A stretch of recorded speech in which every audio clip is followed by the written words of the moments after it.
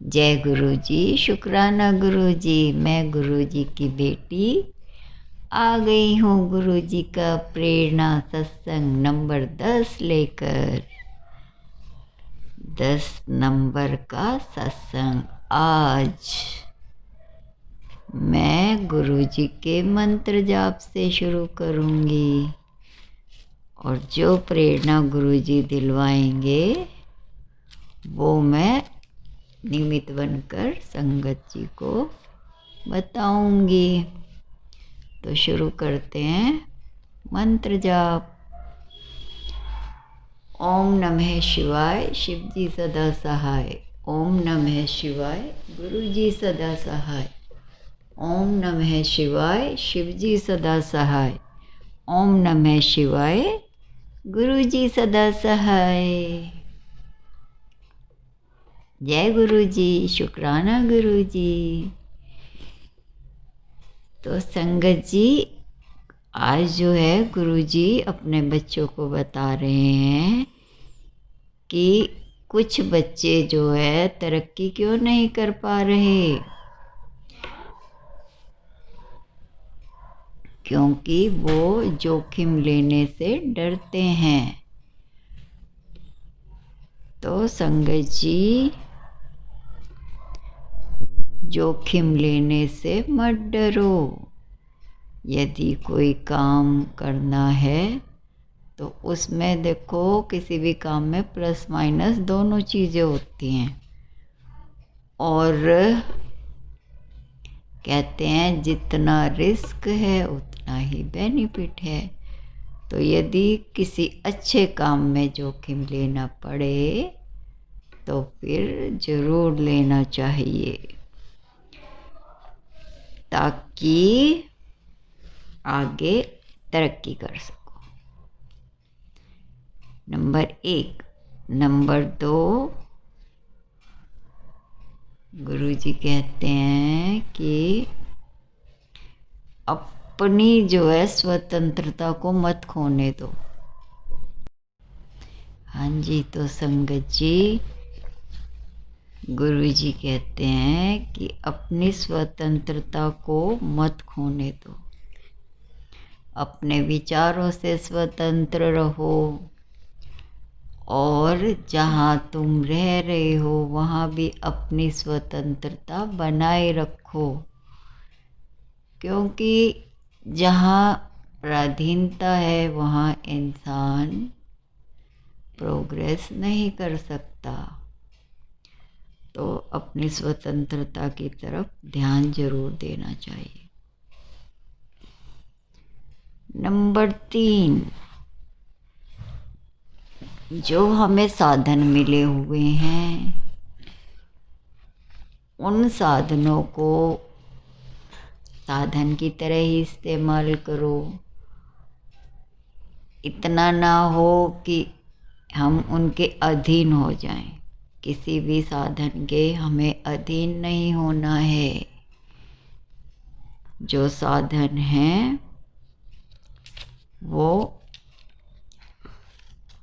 साधन ही हैं, ना कि हम उनके अधीन होके रह जाएं कि ये चीज़ नहीं है तो हमारा ये काम नहीं होगा, ये चीज़ नहीं है तो हमारा ये काम नहीं होगा। मान लो लाइट चली गई, एसी नहीं चल रहा, तब भी हमारे अंदर इतनी पावर, इतनी कैपेसिटी होनी चाहिए कि हमें उस परिस्थिति में भी बहुत ही अच्छा अनुभव हो। कोई बात नहीं, मान लो हम अपनी कार से कहीं नहीं जा पा रहे तो ट्रेन में भी हम उतना ही एंजॉय करें जितना कि हम अपने गाड़ी से जाकर करते हैं। तो ऐसे भाव जरूर होने चाहिए ताकि हमारी खुशी बनी रहे। गुरु जी चाहते हैं बच्चे हमेशा खुश रहें, छोटी छोटी चीज़ों में उलझ के ना रह जाएं। तो साधन जो है हमारे, हमें सुख भी देते हैं और दुख भी देते हैं। इसलिए साधन जो साधन है उन्हें साधन की तरह ही इस्तेमाल करना चाहिए, ना कि उनके अधीन ही हो जाओ कि उनके बिना हमारा गुजारा ही नहीं।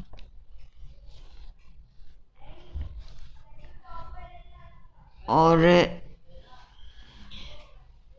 नेक्स्ट पॉइंट देखो संगत जी, हमारा जीवन है तो समस्या है, कुछ ना कुछ समस्या जीवन में जरूर होती है। तो जीवन है तो समस्याएं हैं, और कोई भी समस्या है तो उससे जरा सा भी नहीं घबराना है। क्यों नहीं घबराना है? क्योंकि हम परमपिता परमात्मा की संतान हैं। और हमारा हाथ किसने पकड़ा है? हमारा हाथ पकड़ा है गुरुजी ने, रब ने, परमपिता परमात्मा ने हमारा हाथ पकड़ा है। इसलिए हमें किसी भी समस्या से घबराने की ज़रूरत नहीं। समस्या हमारा कुछ नहीं बिगाड़ सकती। और आगे गुरुजी कहते हैं, मदद के लिए हाथ बढ़ाइए। यदि किसी की हम मदद कर सकते हैं, देखो खुद को तकलीफ दे के कभी भी मदद मत करो। मदद वहाँ करो जबकि आपके पास मदद के सारी चीज़ें हैं और आप मदद के लिए तैयार हो। खुद को कष्ट दे के किसी की मदद करना, वो फिर अपने आप को ही तकलीफ़ देना, वो मदद फिर इतना फ़ायदा नहीं करती। तो जो भी किसी की हेल्प करो बहुत ही खुशी खुशी करो, और अपनी कैपेसिटी के अनुसार करो। अपनी कैपेसिटी से बाहर आके मदद करना जो है खुशी नहीं देगा, वो कहीं ना कहीं आपको उलझा देगा।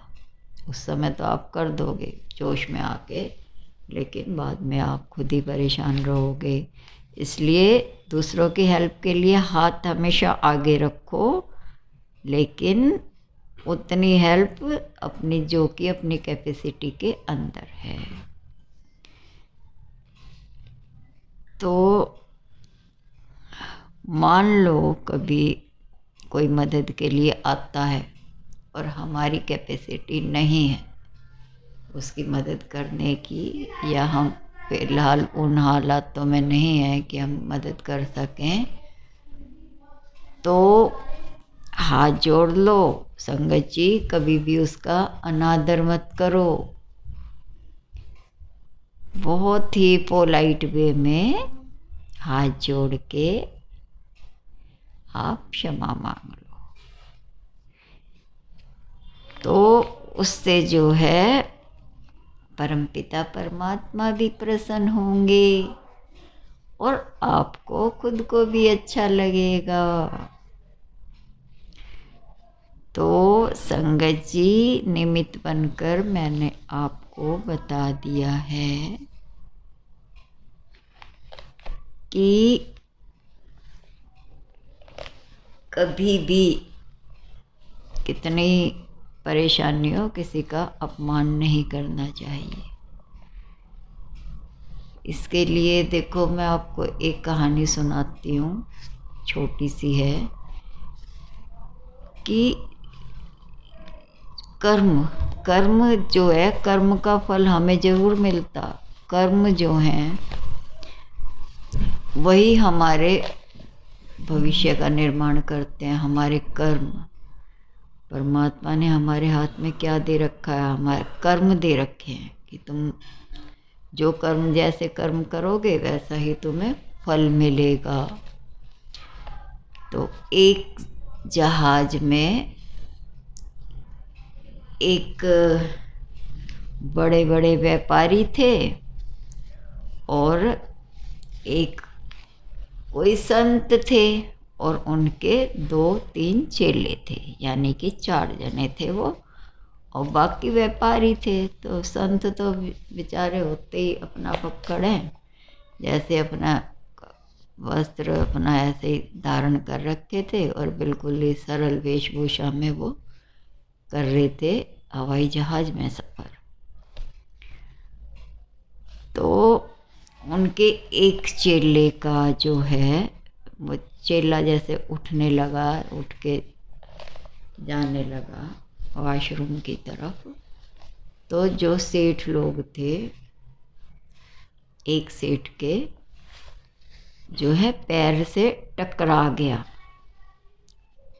वो संत का चेला, जो बड़े संत थे उनका चेला उसके पैर से टकरा गया और थोड़ा सा ऐसे टकराया कि सेठ को थोड़ा पैर में दर्द हुआ।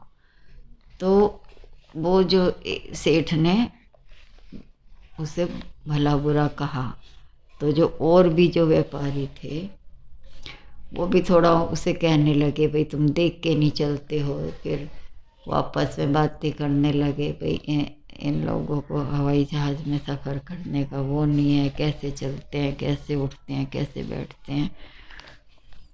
उन्होंने मतलब बहुत बातें की। तो जो वो चेला था उसने कुछ भी मतलब उसका रेस्पॉन्स नहीं दिया, बस सिर्फ वो मुस्कुरा के आगे चला गया। और जो संत महाराज जी थे वो भी ये देख रहे थे। तो वो फिर है कि दूसरा जो चेला था वो संत जी से बोला कि देखो आप तो इतने पावरफुल हो, आपकी तो एक शब्द ही सामने वाले को हिला के रख दे और आपके चेले की वहाँ बेइज्जती हो रही है और आप कुछ भी नहीं बोल रहे, आप चुप बैठे हो। तो वो संत जी मुस्कुराए और कहने लगे कि ये जो है इसका इंसाफ परमात्मा करेगा, हम इसके कर्म में नहीं पड़ते हैं।